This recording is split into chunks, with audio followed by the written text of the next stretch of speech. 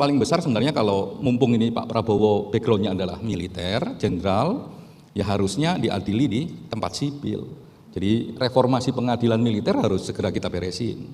Di samping memang reformasi pengadilan umum, ya sokok menyokok masih ada, pemerasan masih ada. Belum ada perubahan signifikan dalam konteks penegakan hukum sampai 100 hari ini. Ya, Cak Anam, kita melihat ada gejala militerisme yang sangat kental di pemerintahan Prabowo. Ya, kita melihat ya ketika Prabowo membentuk kabinet itu diawali dengan retret di Hambalang yang ala Akmil gitu ya. Kemudian kepala daerah juga besok ya akan digembleng ala Akmil juga. Sebetulnya apakah Cak Anam setuju dengan ini dan apa risikonya jika militerisme ini menguat di era sekarang? Iya, kalau paradigma tata kelola negara ini ya dengan simbol-simbol militerisme, pengalaman di seluruh dunia tidak membawa kesejahteraan. Yang ada ya sedikit-sedikit tegang, sedikit-sedikit perang, sedikit-sedikit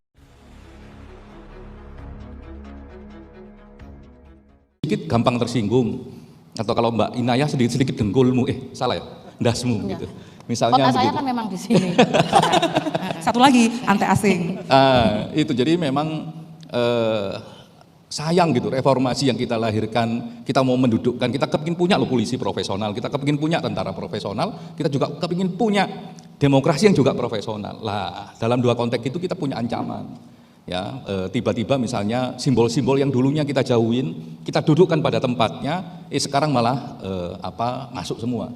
Menterinya, Pemdanya, Pemrovnya. Saya kira cara berpikir tata kelola negara demokratis berbasis hukum berbeda dengan tata kelola institusi yang sifatnya struktural dan perintah. Nah, itu berbeda. Saya nggak membayangkan misalnya di kampus UP ini nanti kalau karakternya tata kelolanya itu struktural terus main perintah begitu, mana ada protes, mana ada kritik, mana ada diskusi, mana ada bisa menikmati keterbukaan kayak beginilah. Kami menakutkannya kayak begitu dan gejalanya sangat kuat gitu ya. Di sisi yang lain soal penegakan hukum kita masih belepotan banget ya, masih banyak catatan lah. Saya tahu persis misalnya di kepolisian, catatan kepolisian masih sangat banyak. Walaupun ada perubahan tapi catatannya lebih banyak daripada perubahannya. Aku mau ke Mbak Inaya dulu, C. Mbak, ini kan tadi kita menyinggung militerisme. Gus Dur sebagai salah satu dari 8 presiden sejauh ini yang berasal dari masyarakat sipil. Bagaimana dulu kemudian almarhum Gus Dur memperlakukan militer, ya kan? Dan juga situasi-situasi yang bersinggungan dengan militer, misalnya di Papua, ya kan? Yang memang ada terobosan pada waktu itu yang dilakukan oleh Gus Dur.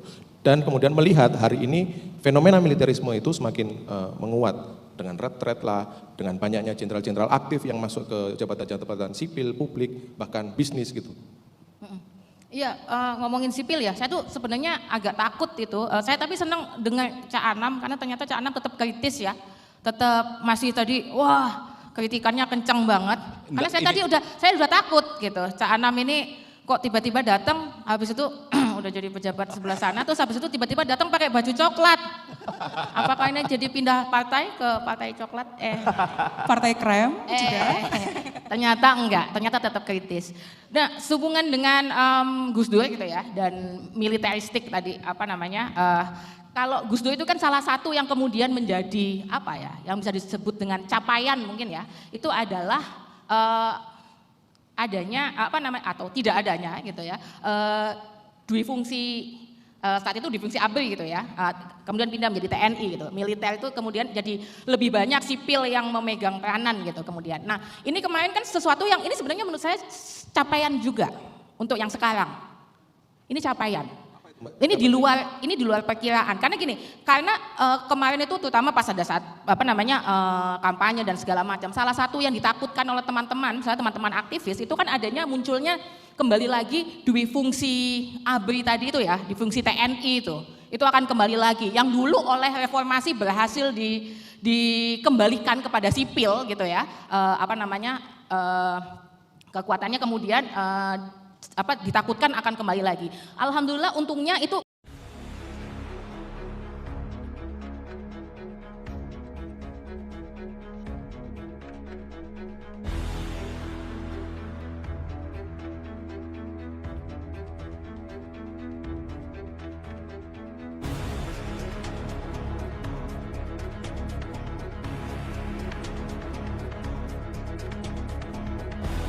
itu yang pelawak itu kan dituntut sama universitas, Dituntut sama dia nggak pihak pernah sekolah lulus tersebut, di kan? situ. Iya. 1,5 tahun, Itu. 1,5 tahun.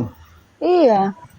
Naik Bang Brewo. Dituntut dia. Kok sepi katanya, Memang. 700 mata memandang Ya ini Bang. Allah, Tuhanku kok sepi katanya. Mau rame. 700 Memang mata yang memandang. Gimana memang sih, Bang Brewo? memang Bunda Naik, Bang Brewo. yang berhak memutuskan asli atau palsunya ijazah Pak Jokowi ya yang mengeluarkan ijazah. Di sini siapa? Pihak UGM yang berhak sih itu sebenarnya karena Ya iya, UGM yang udah, itu mengeluarkan. kunci, Bang Suara, itu kunci, UGM itu kunci.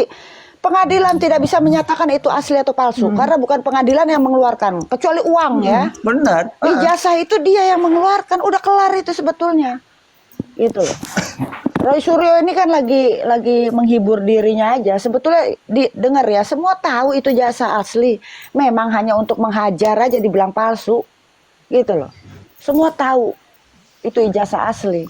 Mereka orang pendidikan kok. Cuma ini tujuan dan sasarannya itu orang-orang yang nggak sekolah, orang-orang yang nggak ngerti apa-apa. Ini tujuannya sasaran orang-orang kecil. Kalau saya pribadi ngelihat foto Pak Jokowi bareng kawan-kawannya pakai toga setelah wisuda, udah kelar itu, selesai di situ. Orang kalau nggak lulus nggak mungkin foto bareng kawan-kawan pakai toga. Iya. Itu aja udah kunci. Nggak perlu saya lihat ijazahnya. Kemudian pernyataan dari UGM, selesai itu.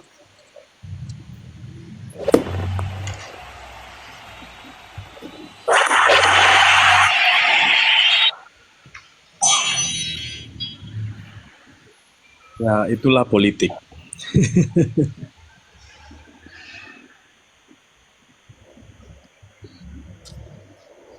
Ini Bang Bewok semalam sampai jam berapa nih?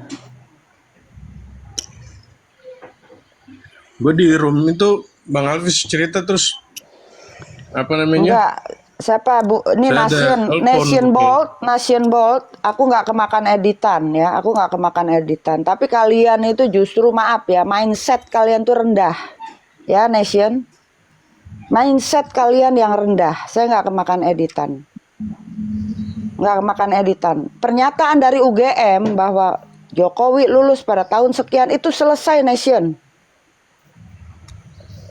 Dia Selesai. mau minta itu, kita kasih dia, Bang. Kita kasih dia. Ya, ini kan ada BE. pertanyaannya.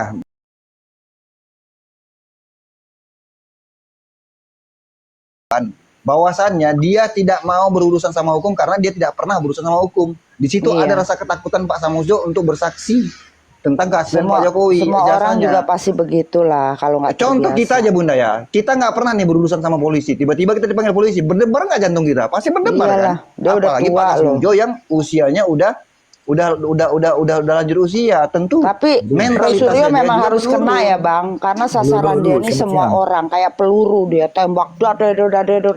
Ini korbannya Pak, orang tuh udah tua ya, dibuat kayak begini. Kalau terjadi apa-apa tuh dia ada pasal yang menyatakan penyebab orang meninggal itu bisa dituntut ya. Tunggu aja kalau sampai meninggal ini orang tua, abis tuh Roy Suryo semua tuh. Abis itu ada pasal itu, silakan dicari pasalnya.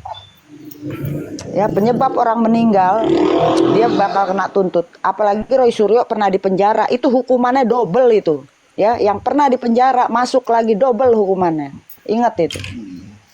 Ya, oke, ini jadi yang mau kita tanggapin ini apa kira-kira? Apa yang ditema? Apakah ada soal lain gitu? Coba Orang gedein si Rijal Sipadi, Coba. orang si Rijal Padilla aja yang nggak pernah dipanggil polisi mendadak kecelakaan kok, apalagi Pak Samudjo yang udah lanjut usia, Waduh. ya kan? Nah,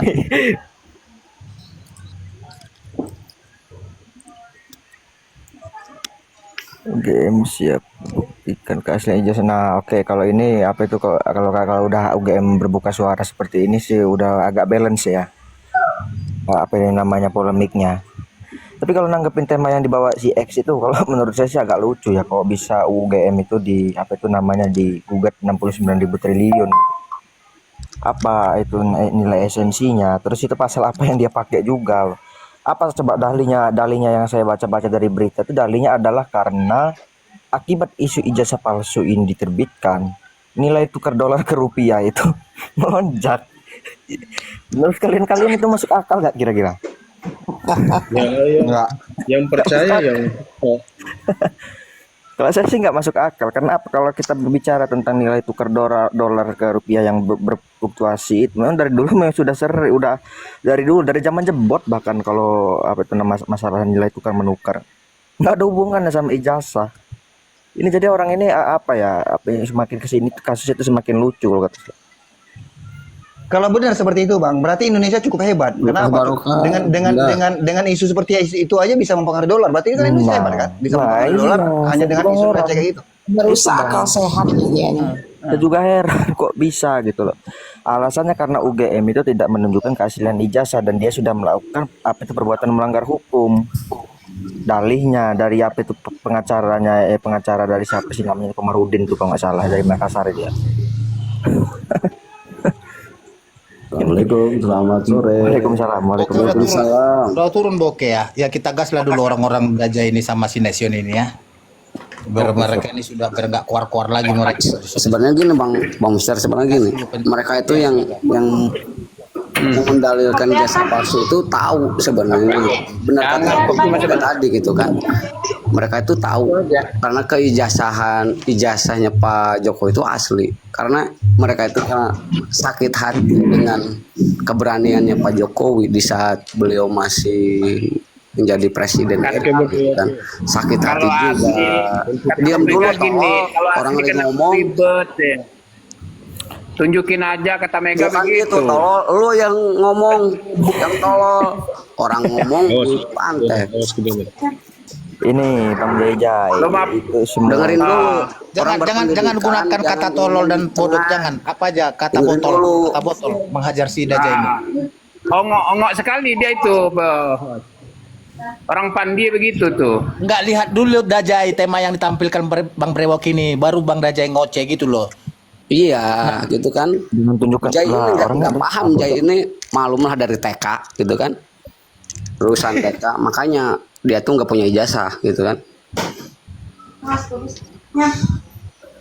Sebenarnya mereka juga tahu gitu kan, seperti Roy Suryo dan CS-nya itu tahu bahwa Jokowi itu memiliki ijazah asli gitu kan. Karena saking dia itu geram Pak Jokowi itu tidak bisa dirobohkan dengan siapapun, dia tuh terus-terusan menggoreng gitu kan dengan ijazahnya Pak Jokowi. Karena apa? Karena satu, kepemerintahan Pak Prabowo sekarang itu kan yang sedang gencar-gencarnya untuk mengesahkan RUU perampasan aset. Nih, mereka itu supaya chaos gitu kan tentang programnya Pak Prabowo, ya inilah yang dibuat mereka gitu supaya gaduh. Itu aja dulu Bang dari saya. Terima kasih Bang. Terima kasih juga Bunda Boke. Terima kasih. Iya, oke, kita ke Nation. Silakan Nation. Terima kasih waktu yang diberikan. Yang pertama saya ingin menyampaikan bahwa di Komal ini bukan tujuan kita untuk saling menjatuhkan atau apa ya. Ini kan diskusi Mas ya, minta izin. Saya tanggapi tadi karena sempat mengikuti. Minta maaf itu Ibu siapa tadi namanya ya, yang menyatakan bahwa keaslian ijazah Pak Jokowi kan semua udah terbukti dari foto-foto alumni. Ya saya cuma ingin menanggapi bahwa foto-foto yang dikembangkan sekarang setelah banyak peneliti yang melakukan riset, kan foto-foto yang berkembang seolah-olah Pak Jokowi begini begitu itu kan editan semua. Berarti kan masih membuat kita semua tanda tanya kebenaran itu. Tadi ada yang ditampilkan itu bahwa UGM digugat 69 triliun ya. Nah, itu yang menggugat siapa? Terus kemudian UGM-nya secara kelembagaan kan tidak bisa digugat seperti itu karena ada pelakunya di dalam. Entah pelakunya itu memang jahat atau seperti apa, ya itu nantinya kalau bisa dibuktikan bahwa ijazah itu nggak benar, ya pelaku yang menyatakan sah itu yang ketangkep, bukan UGM-nya yang rusak, kan harusnya begitu. Terus kemudian saya bukan membela Suryo, tapi kita tidak bisa memojokkan Pak Suryo bahwa seolah-olah apa yang dilakukan Pak Suryo semua itu karena kebencian. Itu belum tentu, karena belum ada kepentingan politik ke depan, kan seperti itu. Kalau kita tapi karena ada fitnah di sana Bang, gitu iya, loh. Bang. Kalau kita melihat juga seperti apa tadi, Mana kita nggak menyalahkan seseorang itu, di mana kita nggak membenci seorang itu karena yang ditabur dia itu kefitnahan gitu.